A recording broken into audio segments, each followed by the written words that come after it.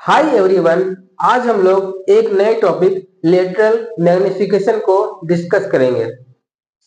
Lateral magnification क्या होता है? लेटरल मैग्निफिकेशन बेसिकली इमेज के हाइट और ऑब्जेक्ट के हाइट का रेशियो होता है। लेटरल मैग्निफिकेशन को डिफाइन करें, it is the ratio of height of the image upon height of the object. This is image height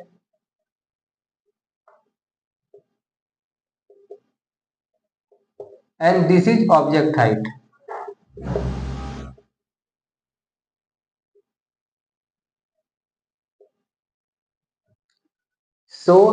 अगर हमें किसी सेटअप का मैग्निफिकेशन पता हो तो उस केस में हम आसानी से इस वाले फॉर्मूले को अप्लाई करके इमेज के हाइट को हम लोग निकाल सकते हैं।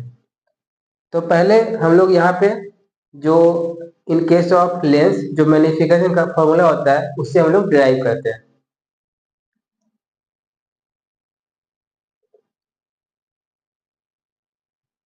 This is the convex lens. मान लेते हैं यहाँ पे एक ऑब्जेक्ट है और इस ऑब्जेक्ट का हाइट है h0।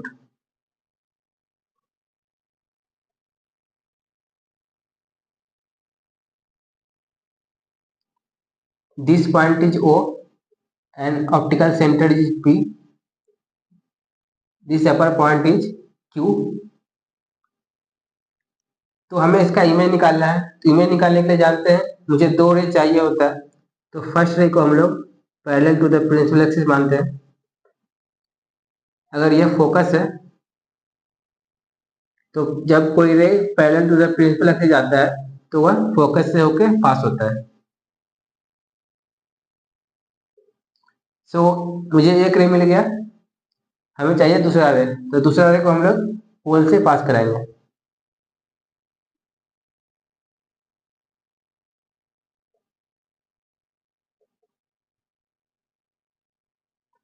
पोल जब जो रे पोल से पास होता है उसमें कोई भी डेविएशन नहीं होता है।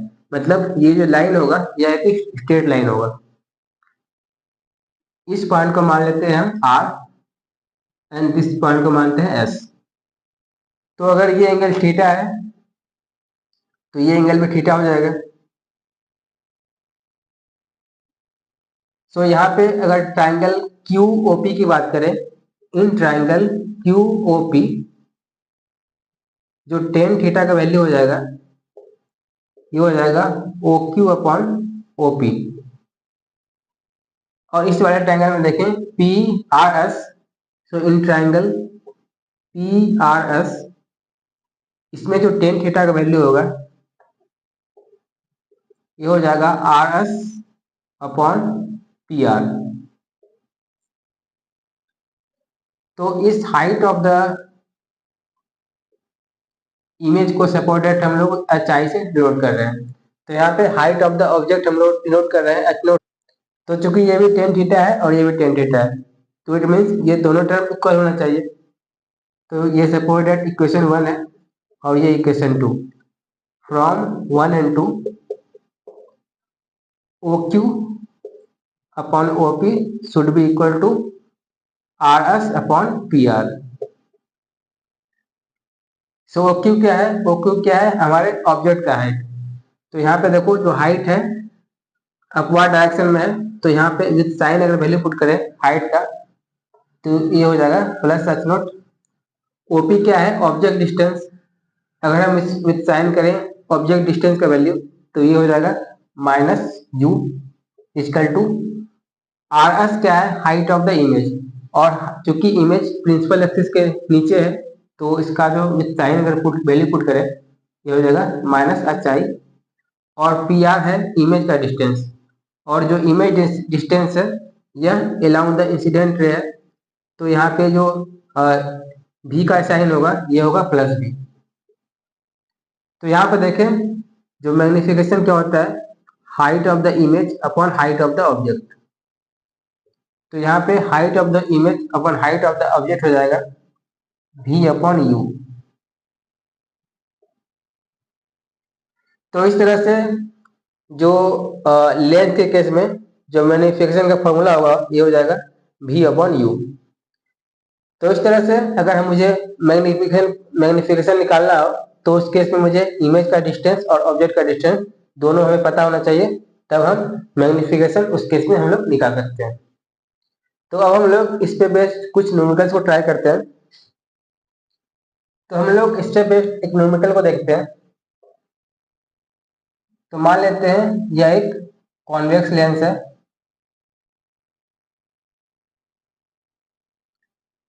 एक ऑब्जेक्ट है जो कि ऑप्टिकल सेंटर से 40 सेंटीमीटर की दूरी पर रखा हुआ है और ये ऑब्जेक्ट है एक वर्चुअल ऑब्जेक्ट है।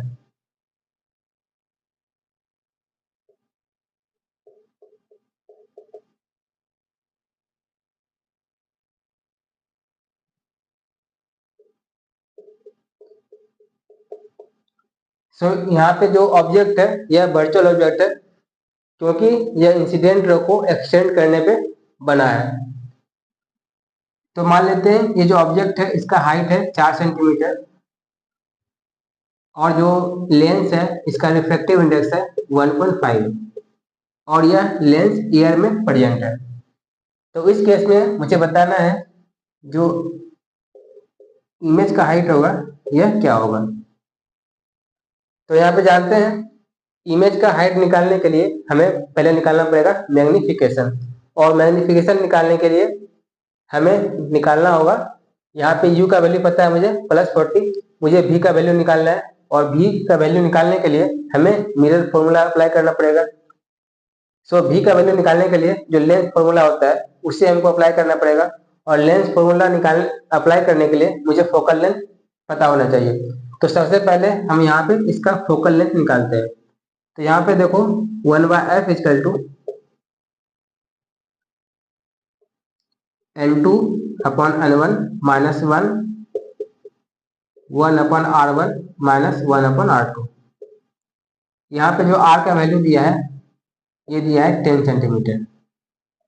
10 सेंटीमीटर मीन्स जो दोनों सरफेस है दोनों का जो रेडियस ऑफ कर्वेचर है ये है 10 सेंटीमीटर। तो यहाँ पे अगर फोकल लेंथ का हम वैल्यू निकालें तो हो जाएगा 1.5 माइनस 1/10 अपॉन 1/-10। तो 1/f इक्वल टू 1/2 इंटू 2/10। तो यहाँ से जो फोकल लेंथ आ जाएगा ये आ जाएगा 10 सेंटीमीटर। तो हमें यहाँ पे फोकल लेंथ आ गया, तो हम यहाँ पे लेंस फॉर्मूला अप्लाई करेंगे और v का वैल्यू निकालेंगे। अगर हम लेंस फॉर्मूला अप्लाई करें तो ये हो जाएगा 1/v minus 1/u equal to 1/f। तो 1/v माइनस u का वैल्यू हो जाएगा +40 इक्वल टू 1/+10। तो 1/v हो जाएगा 1/10 प्लस 1/40। तो यहाँ से जो v का वैल्यू हो जाएगा ये हो जाएगा 8 सेंटीमीटर। तो यहाँ पे देखो मैग्नीफिकेशन निकालने के लिए हमें v और u पता होना चाहिए। तो v और u मुझे पता है, हम जानते हैं जो मैग्नीफिकेशन होता है height of the image upon height of the object equal to v upon u। यहाँ पे v हो गया 8 और u का वैल्यू दिया है 40। तो यहाँ पे इसको सॉल्व करने पे जो हाइट ऑफ द इमेज आएगा ये हो जाएगा 0.8 सेंटीमीटर। तो इस तरह से देखा आप लोगों ने आसानी से स्टेप बाय स्टेप जो मेथड है, तो स्टेप बाय स्टेप मेथड को फॉलो करते हुए आप आसानी से हाइट ऑफ द इमेज निकाल लिए। सो अब जो नेक्स्ट टॉपिक है ये है पावर ऑफ लेंस। तो यहाँ पे हम लोग हेडिंग लिखेंगे power of a lens.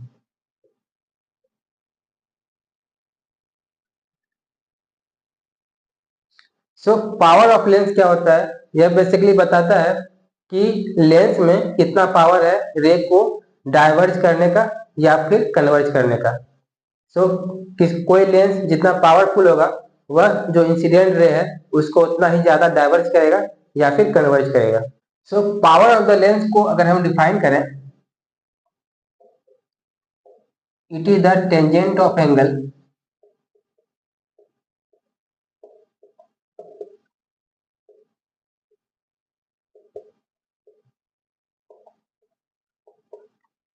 by which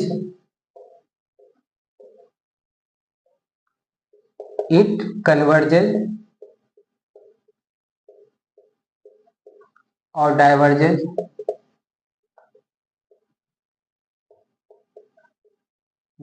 the beam of ray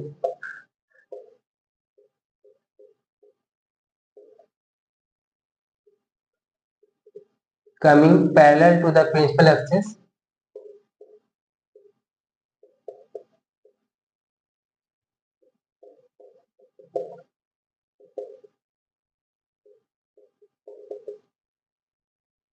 and a unit distance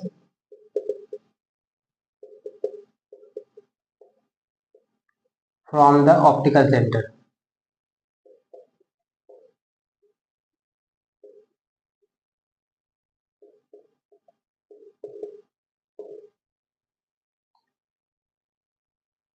So power of the lens basically tangent of the value.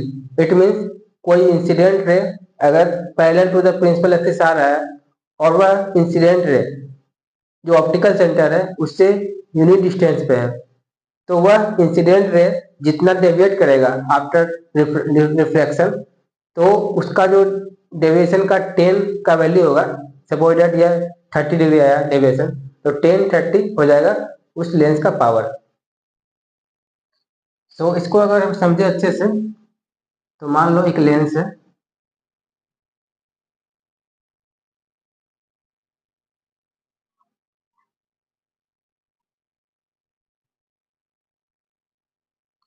Suppose जो यहाँ पे इंसिडेंट रे है इस एक्सिस से है 1 मिनट के डिस्टेंस पे, और हम जानते हैं अगर ray parallel to the principal axis है तो आफ्टर रिफ्लेक्शन वो कहाँ जाता है, फोकस से।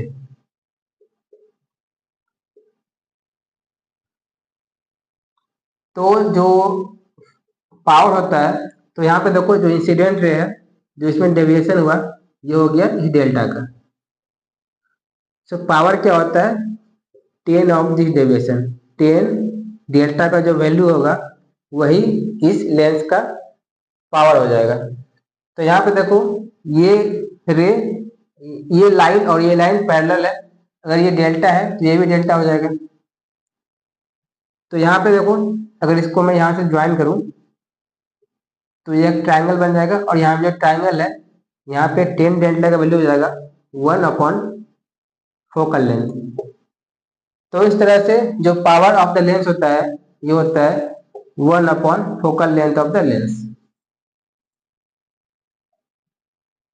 पावर का जो SI यूनिट होता है ये होता है डायोप्टर।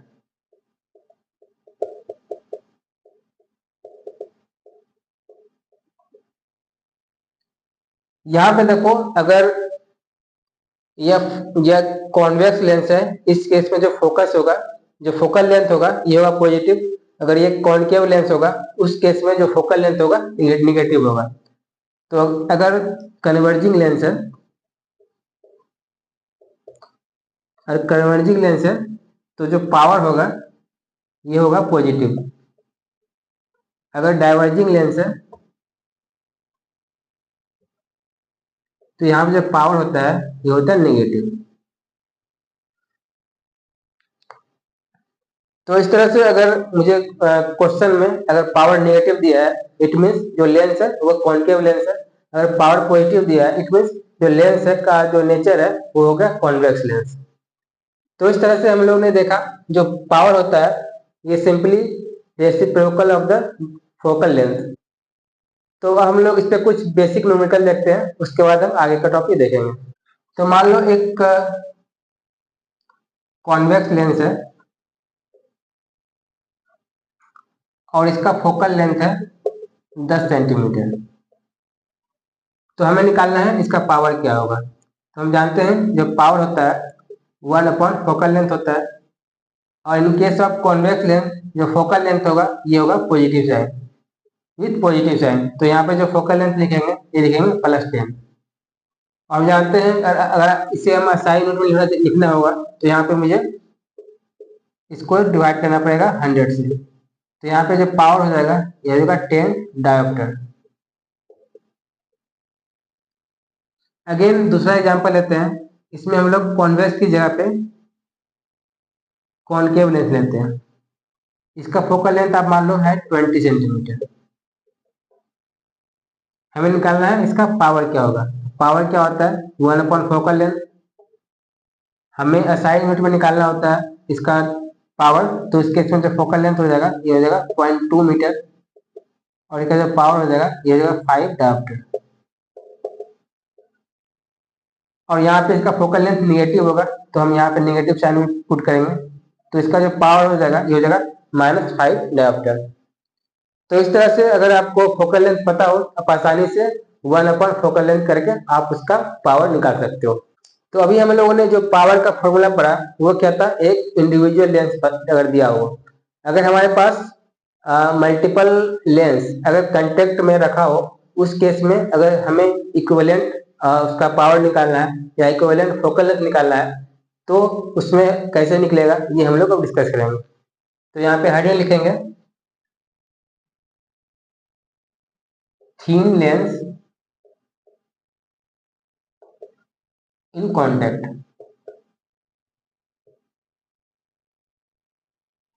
तो सबसे पहले यहाँ पे अगर थीन लेंस कांटेक्ट में हो, तो उस केस में जो इसका इक्विवेलेंट फोकल लेंथ होगा उसके हम डेरिवेशन को पहले समझते हैं।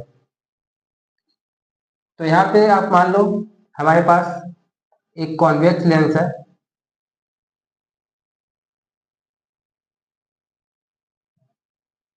और ये दूसरा कॉन्वेक्स लेंस है, और ये दोनों आपस में चिपका हुआ है। ये प्रिंसिपल एक्सिस हो गया। आप मान लो जो ऑब्जेक्ट है यहाँ से u डिस्टेंस पर रखा हुआ है, तो सबसे पहले तो जो पहला लेंस है उससे एक इमेज बनेगा। तो आप मान लो उसका इमेज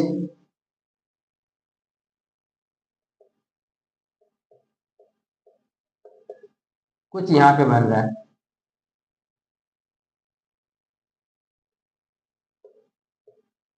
ये मान लो आप v1 डिस्टेंस पे है। तो यहाँ पे ऑब्जेक्ट था, पहले वाले लेंस से जो इमेज बना इसको मान लो आप o डैश। अगेन फिर एक दूसरा लेंस है वो भी इमेज बनाएगा, उसका इमेज मान लो कहीं यहाँ पे बन रहा है। तो यहाँ पे जो ऑब्जेक्ट हुआ, जो पहला लेंस था उसका जो इमेज बनेगा o डैश पे बनेगा, और जो फाइनल इमेज बनेगा ये बन रहा है इस पोजीशन पे। और जो ये लेंथ है इसको आप मान लो v। तो यहाँ पे हमारे पास जो अलग अलग इमेज बन सकता था मैंने सारे को यहाँ पे लिख लिया। अब हम क्या करते हैं, फॉर फर्स्ट लेंस हम लोग लेंस फॉर्मूला अप्लाई करते हैं। तो फॉर फर्स्ट लेंस अगर लेंस फॉर्मूला अप्लाई करें तो ये हो जाएगा 1/v1 minus 1/u equal to 1/f। ये हो गया equation 1। Again for second lens अगर हम लेंस फॉर्मूला अप्लाई करें तो ये हो जाएगा 1/v minus 1/v1 equal to 1/f। तो यहाँ पे मान लो जो पहला लेंस था इसका फोकल लेंथ है f1 और इसका है f2। तो यहाँ पे f1 लिख देंगे और यहाँ पे f2 हो जाएगा। तो इसे आप मान लो इक्वेशन 2। अब हम क्या करेंगे, इक्वेशन 1 और इक्वेशन 2 को ऐड कर देंगे। इसको अगर हम ऐड करेंगे तो हमारा जो ये टर्म है ये कैंसिल हो जाएगा, और यहाँ पे जो फाइनल निकलेगा ये हो जाएगा 1/v minus 1/u equal to 1/f1 plus 1/f2। हम जानते हैं इस वाले कंप्लीट कंबिनेशन के लिए 1/v माइनस 1/u इसको लिख सकते हैं 1/f इक्विवेलेंट। तो इस तरह से जो f इक्विवेलेंट हो जाएगा 1/f equivalent equal to 1/f1 plus 1/f2। और हम जानते हैं 1 फोकल लेंथ क्या होता है, पावर होता है। तो यहाँ से इक्विवेलेंट पावर को हम ले सकते हैं P1 प्लस P2।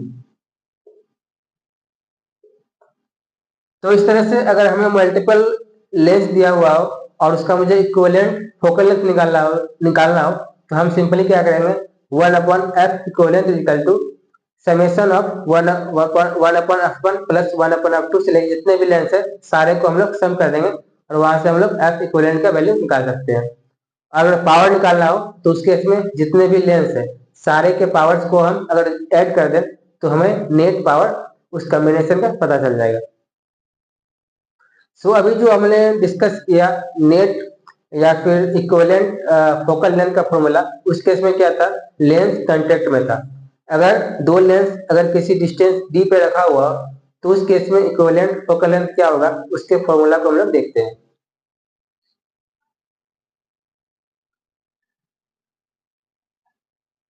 तो यहाँ पे हाई लिखेंगे two lens at a distance. अगर दो लेंस डिस्टेंस डी पे रखा हुआ है तो उस केस में उसका इक्विवेलेंट फोकल लेंथ क्या होगा। तो मान लेते हैं यह दो लेंस है और इसके बीच का डिस्टेंस है डी। इस वाले लेंस का फोकल लेंथ है f1 और इस वाले लेंस का फोकल लेंथ है f2।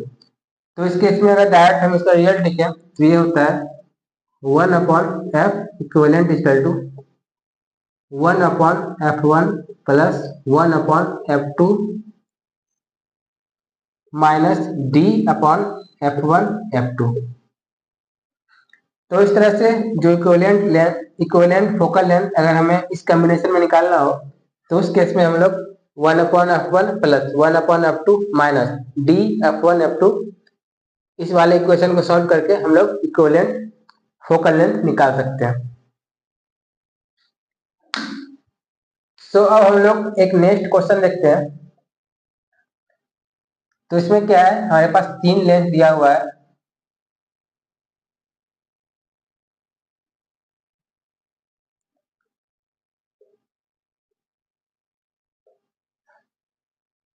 तो हमारे पास तीन लेंस है, इसमें जो ये कर्वेचर है इसका रेडियस है 10 सेंटीमीटर और ये दोनों कर्वेचर है इसका रेडियस है 20 सेंटीमीटर।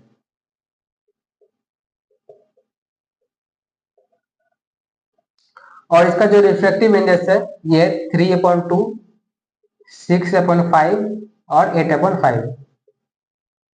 सो हमें क्या करना है, इस कॉम्बिनेशन का जो इक्विवेलेंट फोकल लेंथ है ये हमें निकालना है। सो हम जानते हैं अगर मुझे इक्विवेलेंट फोकल लेंथ निकालना है तो हमें जितने भी लेंथ दिया है पहले तो सारे का फोकल लेंथ मुझे पता होना चाहिए। तो यहाँ पे देखो हमें डायरेक्ट फोकल लेंथ नहीं दिया हुआ है, तो यहाँ पे मुझे क्या है, सबसे पहले जो तीनों लेंथ है इसका फोकल लेंथ निकालना पड़ेगा। तो हम वन बाय वन पहले इसका फोकल लेंथ निकालते हैं। हम जानते हैं 1 upon f1 equal to 3/2 minus 1 upon 1 upon r1 minus 1 upon r2। इसे अगर सॉल्व करें ये हो जाएगा 1/2 इंटू 2/10। तो यहाँ से जो फोकल लेंथ आ जाएगा ये हो जाएगा f1 इक्वल टू 10 सेंटीमीटर। दूसरे वाले लेंस का निकालते हैं फोकल लेंथ, यहाँ हो जाएगा 1/f2 equal to 6/5 minus 1 into 1/r1 minus 1/r2।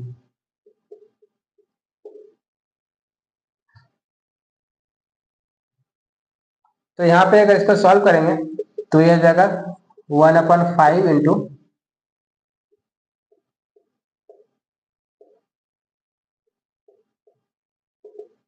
Minus 3/100। तो यहाँ से जो 1/f2 हो जाएगा ये हो जाएगा माइनस 3/100। अब हम थर्ड लेंथ का निकालते हैं फोकल लेंथ, ये हो जाएगा 1/f3 equal to 8/5 minus 1 into 1/r1 minus 1/r2। तो ये हो जाएगा 3/5 इंटू 2/20। तो ये आ जाएगा 3/50। तो इस तरह से मुझे देखो 1/f1 1/f2 1/f3 ये तीनों निकल गया। अब हम लोग यहाँ पे फॉर्मूला अप्लाई कर सकते हैं इक्विवेलेंट फोकल लेंथ का। तो यहाँ से 1/f इक्वलेंट हो जाएगा 1/10 माइनस 3/100 प्लस 3/50। तो इसे हम सॉल्व करते हैं, तो इसका एलसीएम 100, यह हो जाएगा 10 माइनस 3 प्लस 6,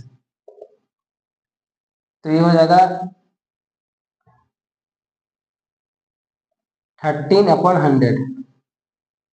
तो यहाँ पे जो एफ इक्विवेलेंट आ जाएगा ये हो जाएगा 100/13 सेंटीमीटर। सो अब हम लोग जो नेक्स्ट टॉपिक पढ़ेंगे वो है velocity of object and the image. So हम यहाँ पे हेडिंग लिखेंगे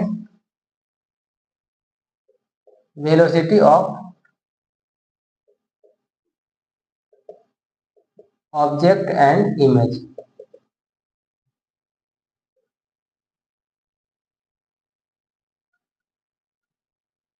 तो यहाँ पे सबसे पहले इसका जो डेरिवेशन पार्ट है उससे हम लोग डिस्कस करते हैं, उसके बाद हम इससे बेस्ड कुछ न्यूमेरिकल्स को ट्राई करेंगे।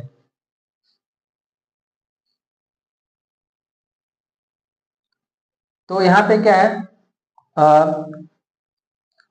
यहाँ पे कोई अगर मैं किसी ऑब्जेक्ट का वेलोसिटी दिया हुआ है तो उसे हम पहले दो कंपोनेंट में ब्रेक करेंगे, एक अलोंग एक्स एक्सिस और दूसरा अलोंग वाई एक्सिस। तो यहाँ पे पहले हम अलोंग एक्स एक्सिस का केस देखते हैं। अलोंग एक्स एक्सिस हम लोग देखते हैं कैसे निकालेंगे इमेज का स्पीड। तो यहाँ पे जानते हैं 1/v minus 1/u equal to 1/f, जो कि एक लेंथ फॉर्मूला होता है। इसे अगर हम टाइम के साथ डिफरेंशिएट करें तो यह जाएगा -1/v square dv/dt equal to -1/u square du/dt equal to 0। तो यहाँ पे देखो dv/dt इसे लिख सकते हैं v/u का होल स्क्वायर du/dt। तो यहाँ पे देखो जो ये टर्म है ये है velocity of the image with respect to lens, और ये टर्म है ये है velocity of the object with respect to lens. तो इसे हम लिख सकते हैं velocity of image with respect to lens in X direction equal to v/u का whole square velocity of the object with respect to lens in X direction.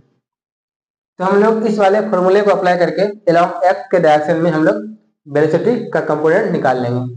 अब हम लोग बात करते हैं अलोंग वाई एक्सिस।